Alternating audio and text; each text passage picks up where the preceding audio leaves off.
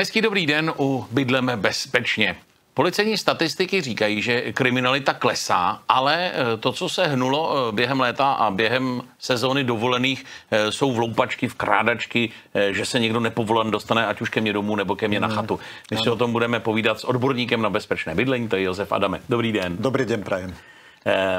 Kriminalita klesá, to je dobrá zpráva. Násilná kriminalita klesá, to je určitě dobře.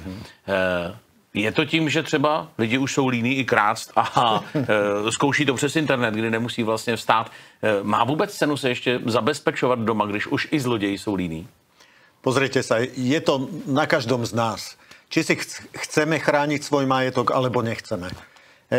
Ja zo skúsenosti môžem povedať, že tie investície, ktoré investujeme do ochrany nášho majetku, nikdy nie sú vyhodené investície. Chránime seba, chránime svoju rodinu, zdravie, možno aj niečo horšie ešte a rozhodne si zhodnotíme ten svoj majetok. Čiže pokiaľ investujeme do poriadnych bezpečnostných dverí, tak ten byt, ten rodinný dom má stále vyššiu hodnotu. Čiže rozhodne to nie sú vyhodené peniaze. A musím povedať, že pre veľa ľudí to prináša aj úžitok taký mentálny, psychický. Nemusí sa zaťažovať tým, keď som na dovolené niekde v Španielsku, čo sa deje doma. Viem, že som zamkol poriadne bezpečnostné dvere a v kľude si užívam dovolenú. Je to tak, že dneska existuje už spousta různých elektronických zařízení, ať už různé senzory pohybu, kamery, které ukazují, co se děje u mě doma, ale pořád to začíná dveřmi a okny, aby se ten zloděj nedostal dovnitř, nebo je dobré to kombinovat, nebo je možná lepší toho zloděje nechat vejít dovnitř a pak ho třeba zamknout? My si musíme uvedomiť hlavnú vec. Tie elektronické zariadenia fyzicky neochránia ten náš majetok. Oni nám dajú signál, že vieme, že práve teraz nás niekto vykráda. To zrovna v tom Španielsku nechci vidieť teda. Tak, napríklad.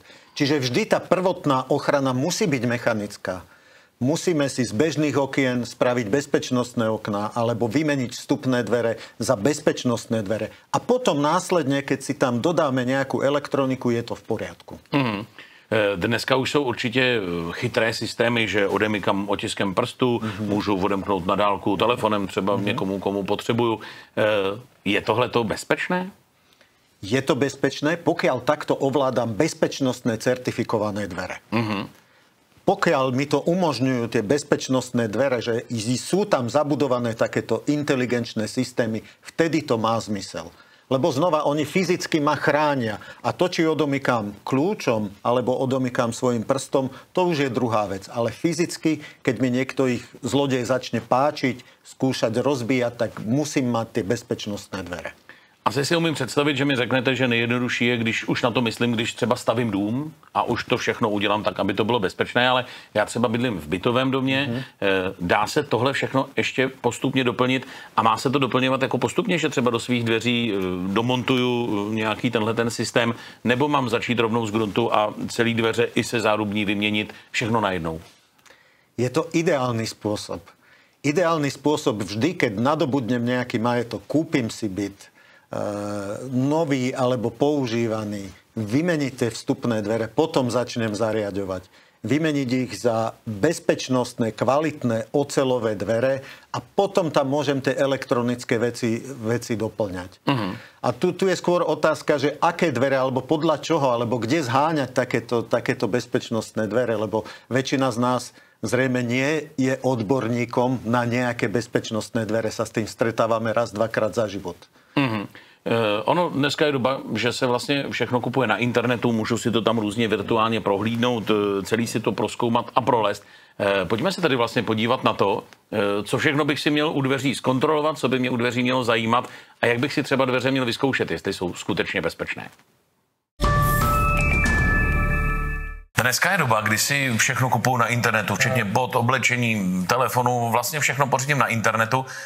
Doporučil byste, abych si na internetu koupil třeba i bezpečnostní dveře, nebo vlastně se tak jako obecně zabezpečoval přes internet? Cez internet je dobré si kúpiť vec, ktorú všeobecne poznám.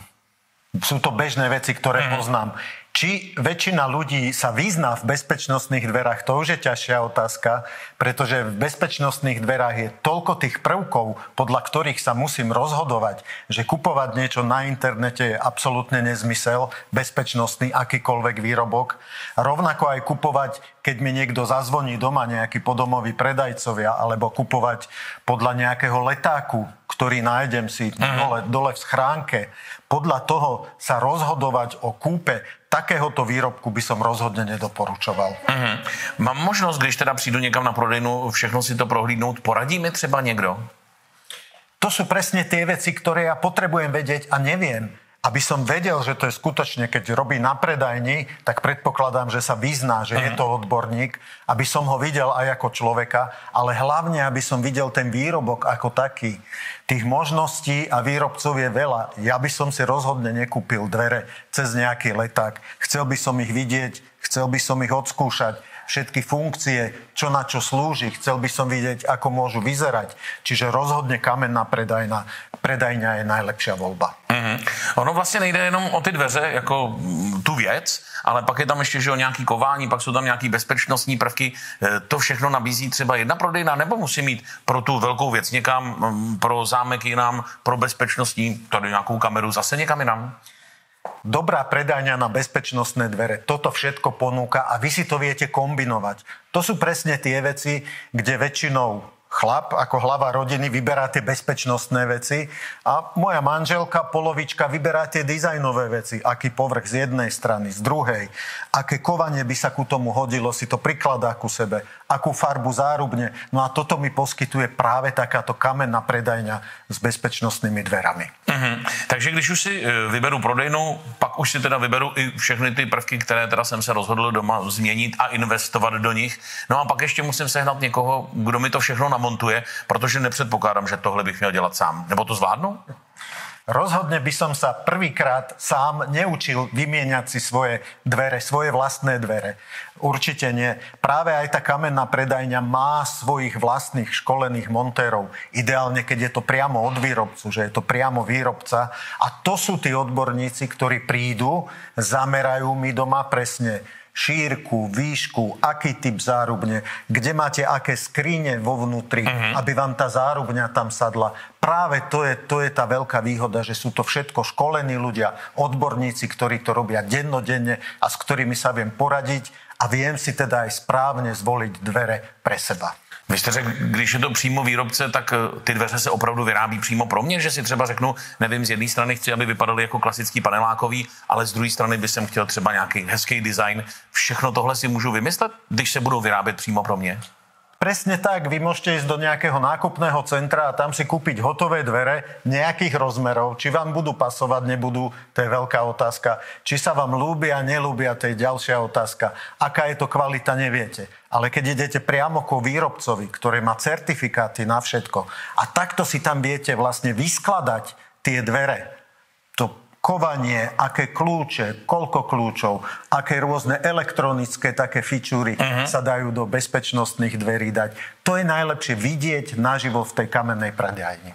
Oni taky dveře, to je asi investice ne na pár let, ale asi na několik desítek let, takže asi podle toho by bylo dobré k tomu přistupovat. Co tedy doporučíte, na co bych se měl ptát, na co bych se měl zaměřit, abych věděl, že je to dobrý prodejce?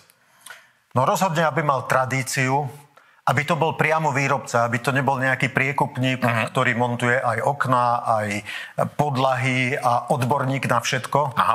Aby to boli takíto odborníci, aby mali certifikáty na všetko. Takýto výrobok musí byť odskúšaný na bezpečnosť, na protipožiarnosť, na hluk, na prestup hluku, na tepelné izolácie. A to si od dobrého výrobcu na kamennej predajni priamo vlastne vypýtam, skontrolujem si, či ten výrobok bol otestovaný. Dobře, asi se shodneme na tom, že je dobré ty dveře, které mě budou chránit před okolím, vyzkoušet, vidět je, sáhnout si na ně, možná si je potěžkat, nebo podle čeho vlastně poznám dobré dveře? Keď prídem na predajňu, kde predávajú bezpečnostné dvere, kde sú odborníci, kde už ich chytím za kľúčku, otvorím a zavriem, ja cítim tú ich váhu, tú ich hmotnosť. keď v tých dverách je málo železa, keď je tam dokonca drevo, niektorí tam drevo skovávajú do bezpečnostných dverí, tak tie dvere sú ľahké a neplnia tú bezpečnosť. Správne bezpečnostné dvere musím cítiť, že majú svoju váhu. Nie, že by sa ťažko zamykali. Oni sa ľahučko zamknú, aj pribuchnú, ľahučko zamknú, ale ten materiál cítim na hmotnosti. Čiže je to jedna z vecí, podľa ktorej by som sa rozhodoval. Když to koupím celé pohromadě, to znamená dveře, jakoby tu desku, k tomu všechno to kování a k tomu tedy pravděpodobně i novou zárubeň, je to ta nejsprávnější cesta? No, pri bezpečnostných dverách musíte mať celý set komplet. Nedá sa to kombinovať. A práve aj na to sú dobré pevné kamenné predajne, kde vám ponúkajú celé sety, aby to sedelo presne na mieru vyrobené. Vy si nebudete kupovať typizované dvere, keď tam máte trošku širší otvor. Alebo tam máte vyššie dvere. Si budete robiť podlahu, alebo spravil ste si novú podlahu, tá sa zdvihla, tým pádom sa dvere skrátia. Toto všetko je dobré sa obrátiť práve na kamennú predajňu, kde vám to na mieru vyrobia a samozrejme aj odborníci namontujú.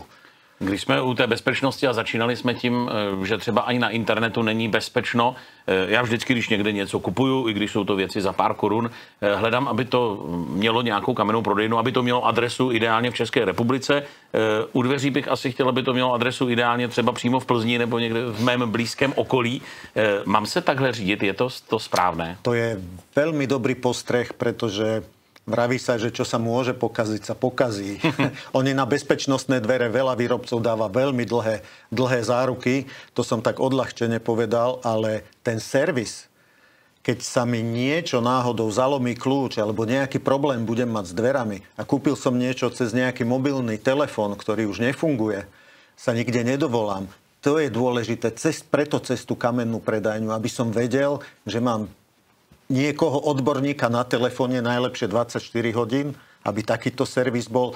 Lebo keď sa mi pokazia dvere, že nemôžem ísť domov alebo von z domu, to je veľmi nepríjemná situácia. To treba riešiť veľmi rýchlo. Čiže aj kamenné predajne mi zaisťujú takýto servis. Alebo mali by, dobré predajne by mali by zaisťovať aj takýto kvalitný servis a dostupnosť náhradných dielov. Když je tedy ta prodejna v mé někde těsné blízkosti, vyplatí se tam zajít, všechno si to vyzkoušet, popovídat si třeba s někým, kdo mi ty dveře bude montovat. A vy jste mluvil také o tom, že je nejlepší jít rovnou za výrobcem. Je tedy tahle možnost, je to takhle dostupné, abych si u výrobce řekl, chci tyhle a tyhle dveře, z jedné strany zelený, z druhé strany oranžový a on mi to takhle udělá a takhle mi je dodá?